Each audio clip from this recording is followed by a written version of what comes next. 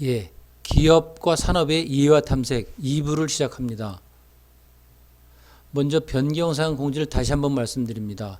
이번 주 강의부터 영상 게시 시간이 간축되었죠. 그 다음에 실습 과제는 5월 6일 날 마감입니다. 7개를 제출해야 됩니다. 강의실에서 제출해 주십시오. 이름과 학번, 학과를 꼭 적어주세요.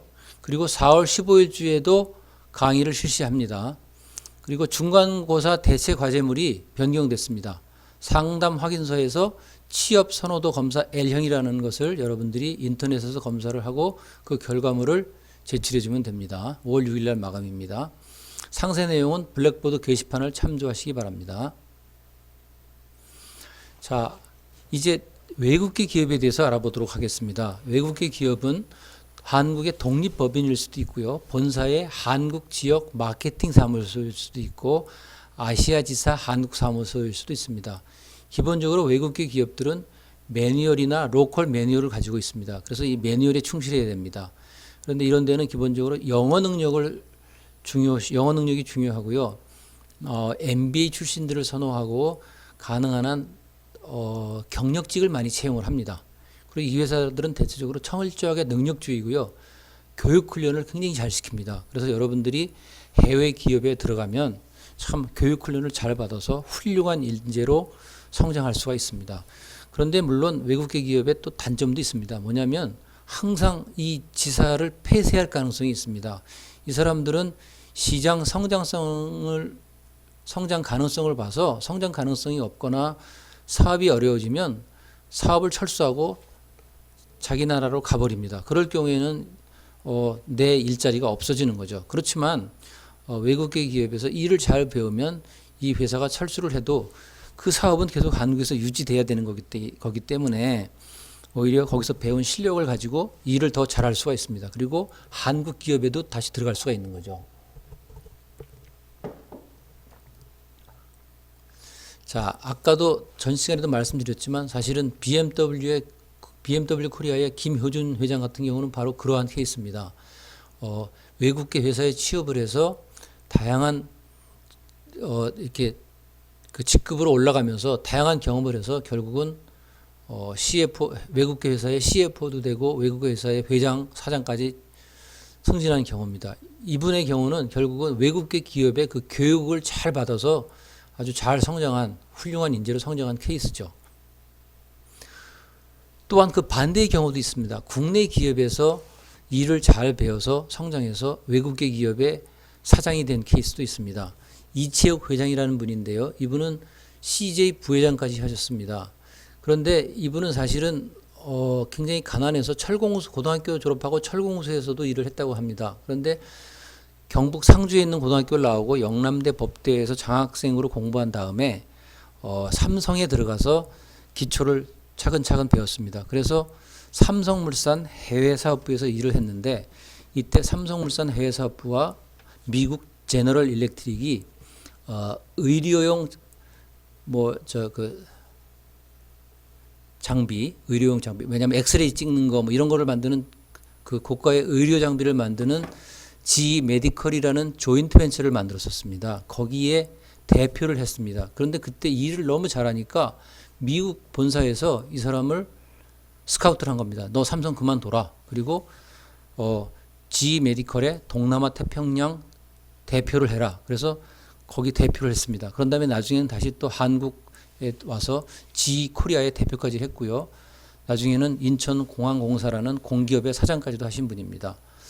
이처럼 해외 기업에서 일을 잘 배워서 승승장구한 경우도 있고요. 국내 기업에서 일을 잘 배워서 또 해외 기업 사장까지 된 경우가 있습니다. 이처럼 자기의 능력만 있으면 어디 가서든지 얼마든지 자기의 능력을 펼 수 있는 겁니다. 제일 중요한 거는 그래서 개인의 능력이라고 할 수 있습니다. 자, 최근에 이런 일이 많이 벌어지고 있습니다. 대기업에서 일하던 사람들이 30살쯤에 사표를 내고 벤처로 한다. 이런 기사가 조선일보에 떴습니다. 무슨 얘기냐면 우한 형제들이라고 배달 전문 기업이 있죠. 이 회사는 최근 들어서 많은 사람 경력직을 채용했는데 그 사람 등의 많은 경우가 대기업이나 공기업 출신이라고 합니다. 야놀자도 마찬가지인데요. 지난해에만 대기업 출신 100명을 경력직으로 채용했는데 그중에 400명 정도 중에서 25%가 대기업 출신이었다고 합니다. 이처럼 대기업에서 일을 잘 배운 다음에 자기의 능력과 꿈을 펼칠 수 있는 중소기업으로 갈 수도 있습니다. 그래서 여러분들이 항상 유연한 생각을 가져야 됩니다. 또한 해외 취업도 얼마든지 가능합니다. 국내 기업이 아니고 아예 처음부터 해외로 나가는 겁니다. 물론 해외 취업이 쉽지는 않습니다. 그렇지만 불가능은 없습니다. 그리고 해외 취업도요, 미국이나 영국 같은 선진국에 취업할 수도 있고요, 베트남이나 뭐 말레이시아나 이런 데처럼 우리보다는 좀 뒤떨어진 후진국에도 취업할 수가 있습니다. 여러분들이 요새 인터넷 들어가면 해외 취업을 여러분 신입사원 때부터 해외에 취업할 수 있는 다양한 것을 가르쳐주는 K-Move라는 이런 프로그램도 진행하고 있습니다. 따라서 다양한 해외 취업에 관련된 관심을 갖고 여러분들이 검색을 해서 이런 데에도 관심을 가지시기 바랍니다.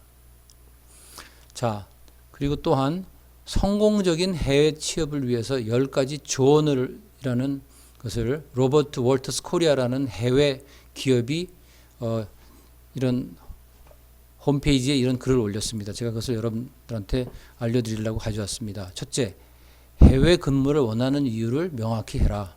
그냥 단지 뭐 해외가 좋아서 이러지 말고 뭔가 나의 강점을 해외에서 발휘할 수 있는 뭔가 있는지를 정확히 이유를 명확히 확고하게 준비를 하라는 겁니다. 그리고 내가 가서 일을 할 지역에 대해서 열린 마음을 가져야 됩니다. 일단 가기 싫고 그 나라에 대해서 싫어하면 못 가겠죠. 그러니까 일단 항상 열린 마음을 가져야 되고요. 그리고 제약사항부터 검토해라. 아무래도 우리나라가 아니니까 언어도 다르고 풍습도 다르고 뭐 얼굴 생김새도 다를 수가 있잖아요. 그리고 기후도 다르고 그런 데서 여러 가지 제약사항이 있을 수 있습니다. 그런 거를 내가 극복할 수 있는지 그런 거를 잘 따져보라는 겁니다. 그 다음에 현 직장과 상의하라. 이 얘기는 뭐 상의하라는 게 뭐냐면 직접 뭐 대놓고 상의하라는 얘기가 아니고요.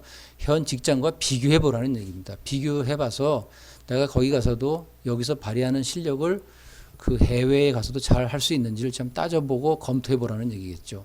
그리고 기본적으로 사전 조사를 많이 해야 됩니다. 예, 사전 조사 없이 덜컥 뭐 사표 내고 해외 취업 준비했다가 잘못될 경우가 많습니다. 항상 사전 조사를 많이 해야 됩니다.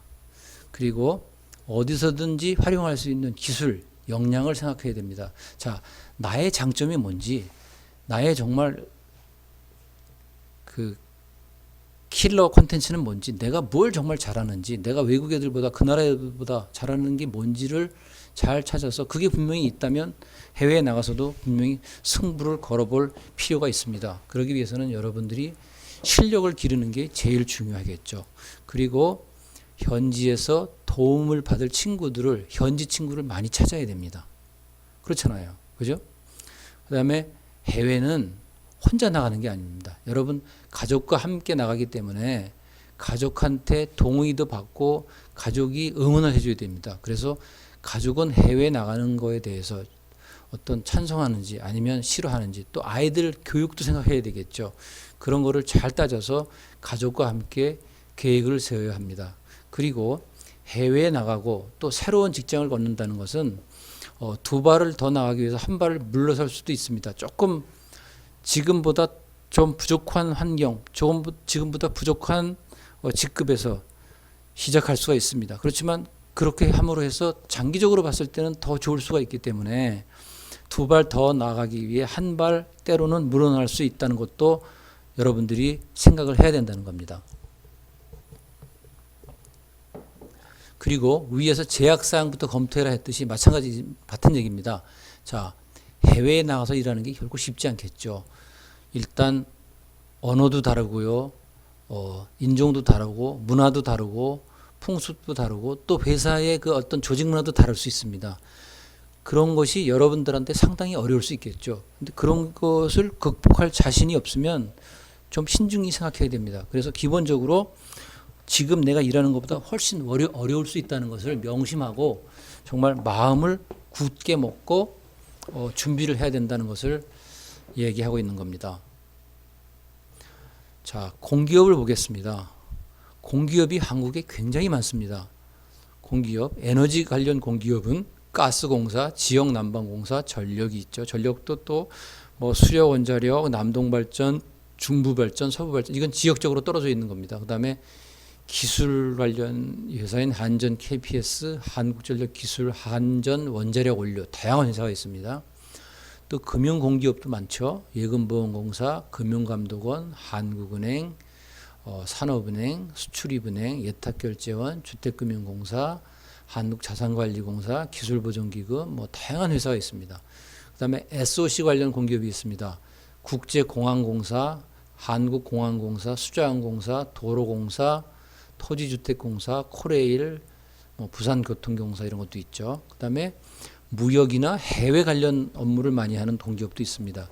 한국무역보험공사, 코트라, 그 다음에 무역협회, 관광공사, 또 오락을 하는 공기업도 있죠. 한국마사회, 강원랜드 이런 게 있습니다.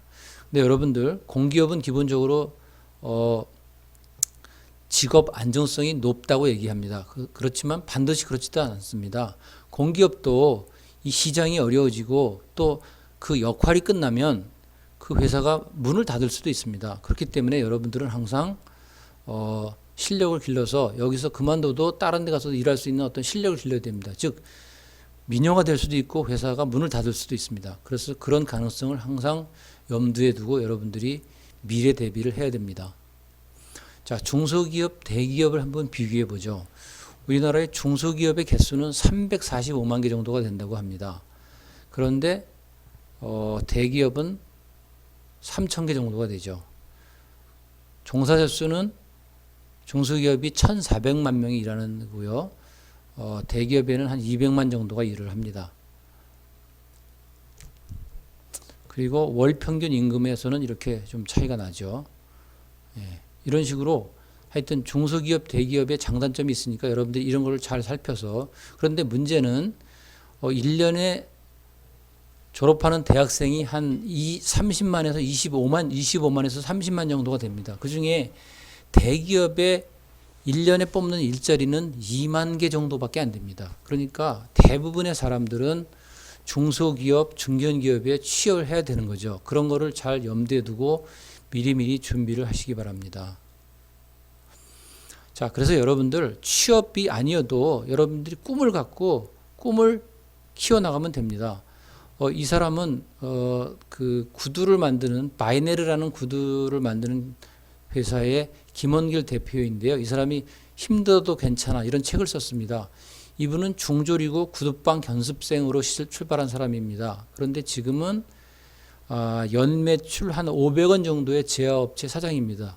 이분은 굉장히 열심히 삽니다. 이 사람은 이렇게 얘기합니다. 돈을 잘 쓰기 위해서 열심히 버는 거다. 그래서 나는 1년에 10억 정도 사회공헌을 한다. 진짜 합니다. 뭐냐면 5월에 효도잔치도 하고 자기가 회사에서 자매부대를 하나 만들어서 그 자매부대 장병들을 1년에 한 20명씩 뽑아서 호주나 유럽 연수도 시켜줍니다. 근데 이분은 이렇게 얘기합니다. 성공의 열쇠는 학력과 자본이 아니다. 행복의 가장 중요한 조건은 꿈을 갖고 있느냐 이겁니다. 꿈이 있느냐. 여러분이 꿈이 있으면 중소기업에 들어가서도 일을 배워서 나중에 독립해서 이 사람처럼 될 수 있습니다. 그런데 대기업에 안주하면 그냥 대기업에서 그냥 그 주는 대로 월급만 받고 이렇게 또 안락한 생활을 누릴 수도 있는 겁니다. 그래서 꿈이 중요한 겁니다. 나는 정말 지금은 힘들어도 나중에 꿈을 갖고 큰 일을 해볼 거야. 이런 꿈을 갖는 게 중요합니다. 그리고 이제 벤처나 창업에 대해서도 우리가 생각할 수 있는데요. 중소벤처기업부라는 게 있습니다. 우리나라에는 이런 정부 기관이 있는데요. 이 중소벤처기업부 홈페이지에 들어가면 다양한 그 창업에 관한 또는 스타트업에 관한 이런 자료들이 많습니다. 이런 거를 여러분들이 많이 살펴보시기 바랍니다. 자, 여러분들이 창업을 하려면은요, 처음에는 사업을 구상해야 되고요, 사업 핵심 요소를 결정해야 됩니다. 그리고 사업 타당성 검토를 해야 하고요, 사업 계획서를 작성해야 됩니다. 창업의 종류는 여러 가지가 있겠죠.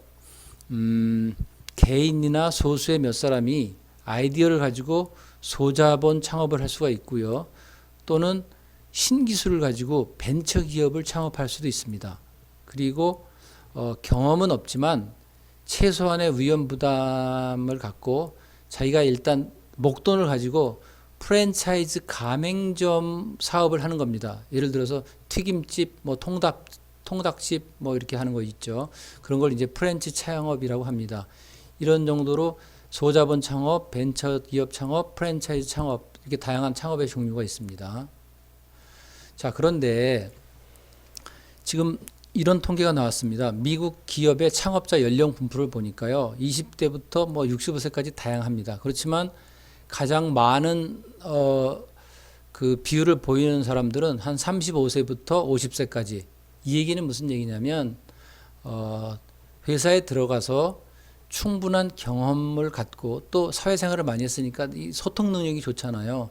이 소통 능력을 가지고 회사를 창업하라는 겁니다. 그래야 회사가 잘 발전할 수 있는 거죠. 그래서 20대보다 40대가 스타트업 성공률이 높다고 얘기합니다.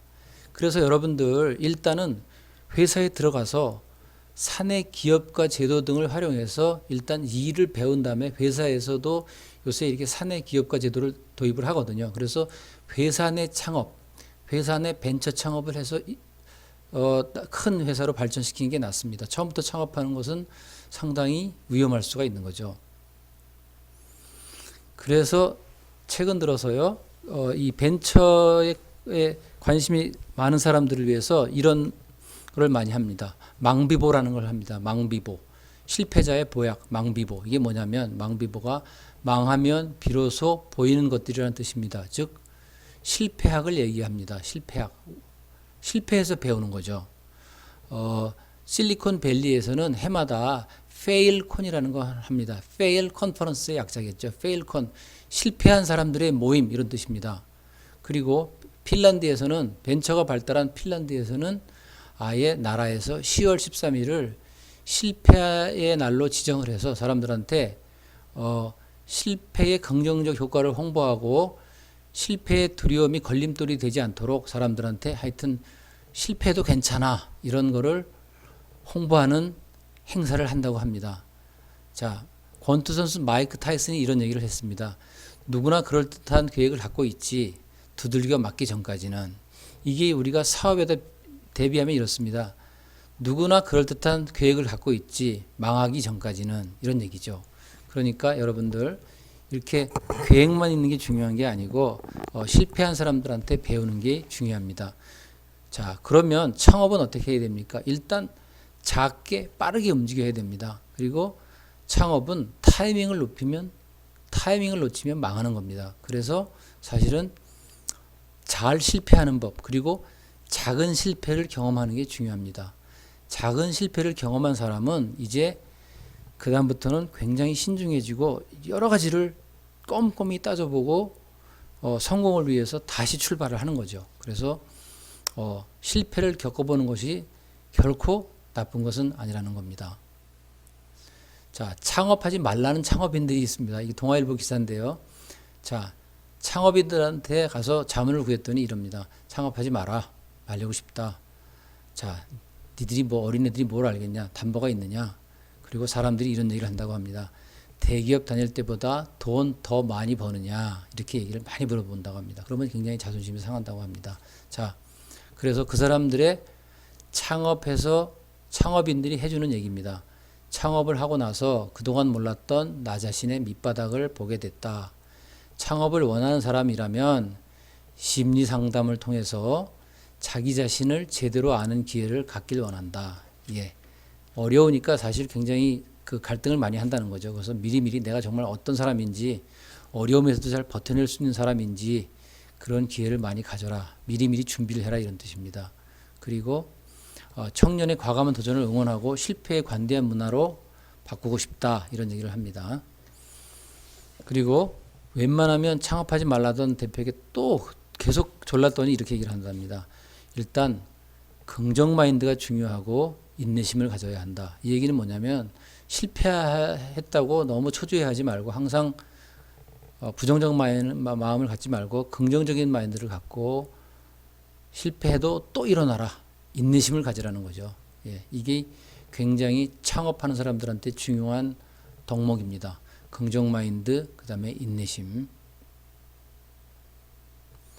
자, 제가 두 경우를 예를 들 건데요. 이 사람은 서울에서 핸드폰 대리점 사장을 하다가 망해서 충북 보은으로 내려가서 군뱅이를 길러서 이걸로 애완견용 간식을 만든 사람입니다. 그런데 이 사람이 성공한 이유가 바로 이겁니다. 핸드폰 대리점 사장을 하면서 IT에 대해서 잘 알았습니다. 그리고 이 사람이 이 티셔츠를 보세요. 벅스 팻, 벌레를 이용해서 페트, 그러니까 애완동물한테 뭐 밥을 먹인다 이런 걸 만든다. 벌써 티셔츠를 이렇게 할 정도는 뭐냐면 이 사람은 마케팅을 아는 사람입니다. 브랜딩을 아는 사람입니다. 이걸 어디서 배웠을까요? 이 사람이 바로 핸드폰 대리점을 하면서 통신사들이 사업하는 걸 보면서 배운 겁니다. 그래서 이 경험을 통해서 이 실패했지만 새로운 변화와 새로운 시도를 해서 이렇게 성공할 수 있다는 겁니다. 이 사람도 마찬가지입니다. 경남 하동에 36살 오천호 씨라는 분인데 이 사람은 압구정에서 죽집을 경험했습니다. 죽집을 경영해 봤는데 실패했습니다. 그런데 시골에 다시 내려가 자기 고향에 내려가서 거기서도 경남 하동의 농산물을 활용을 해서 에코맘의 산골 이유식이라는 브랜드를 창업해서 지리산의 제철 농산물을 가지고 이유식을 만들어서 1년에 연매출 60억을 달성하고 있습니다. 자, 이 사람도 결국은 압구정 죽집에서 경험한 것을 바탕으로 이렇게 회사를 창업해서 성공을 한 거죠. 그러니까 여러분들 경험은 굉장히 중요한 겁니다. 그래서요, 안정적인 회사는 어떤 회사냐? 정년이 보장된 회사가 안정된 회사가 아니고요. 가장 일이 많고 오히려 힘든 회사가 안정적인 회사라는 겁니다. 왜? 일이 많고 힘드니까 여기서 여러 가지 일을 많이 배웠겠죠. 그러니까 이 사람은 어때요? 실력이 있는 겁니다. 그러니까 어디 가서든지 생존할 수 있기 때문에 이 사람은 평생 안정적인 회사 일을, 안정적인 일을 할 수 있는 거죠. 그러니까 이런 회사가 제일 안정적인 회사라는 겁니다. 잘 생각하십시오. 자, 여러분들 취직하려는 사람한테 제가 퇴사를 얘기합니다. 이 사람이 이나가키 에미코라는 사람인데요. 아사히 신문 기자였습니다. 그런데 이 사람이 여자분입니다. 40살에 퇴사를 결심하고 이제 50살에 퇴사를 했습니다. 10년 동안 준비를 했죠. 어떻게 준비를 했냐? 이렇게 생각했습니다. 자, 내가 회사를 돕겠다. 그리고 회사는 나를 만들어가는 곳이지 내가 의존해 가는 곳이 아니다. 이렇게 생각을 했습니다. 왜 그랬냐면 이 사람은 위로 올라갈수록 점점 그 간부직의 자리는 줄어들고 회사가 이 승진 보직이 보장이 안 되니까 이렇게 마음을 먹습니다. 아, 회사는 적당히 좋아하면 되지 내가 회사를 사랑할 필요는 없다. 그 대신 내가 나를 잘 단련시켜서 훌륭한 실력을 길러서 내가 나가야 되겠다. 이렇게 마음을 먹었습니다. 그래서 10년 준비해서 퇴사를 한 겁니다. 최근 들어서 퇴사 학교에 직장인들이 많이 몰리고 있습니다. 자, 대기업 5년 차도요.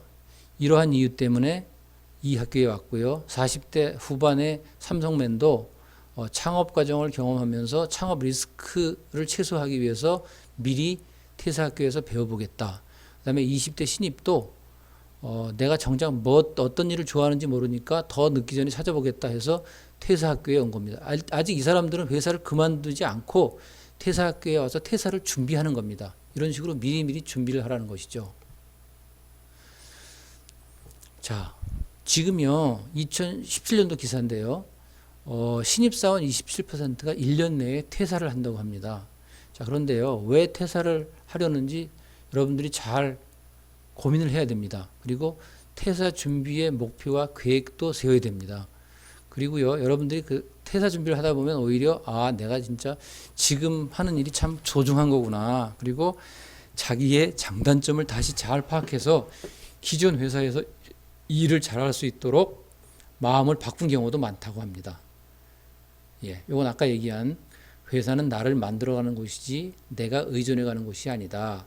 언젠가는 회사를 졸업할 수 있는 자기를 만드는 것이 중요하다. 즉 나의 실력을 키우는 것이 중요하다. 이런 뜻이겠죠.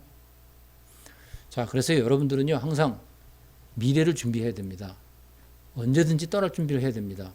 그런데 어떤 능력을 갖추고 떠날 것인지, 그리고 어디로 갈 것인지, 이런 거를 생각해야 됩니다. 이직, 전직, 이직을 할 것인지, 전직을 할 것인지, 독립을 할 것인지, 항상 미리미리 준비하라는 겁니다. 그리고 필요한 능력을 갖춘 뒤에 떠나라는 겁니다. 그리고 정말 내가 도저히 여기서 못 견딜 것인지, 얼마나 내가 여기를 떠나지 않으면 안 되는지, 얼마나 절박한지를 생각하고 신중하게 퇴사를 하라는 겁니다. 그리고 항상 방향성을 먼저 정하고 그런 다음에 떠나라는 겁니다. 그리고 떠나기 전에 여러분들이 버틸 수 있는 시간과 돈을 미리미리 준비하라는 겁니다. 그래야 여러분들이 퇴사를 해도 성공할 수가 있는 겁니다. 예, 기업과 산업의 이해와 탐색, 이걸로 마치겠습니다. 감사합니다. 다음 주에 뵙겠습니다.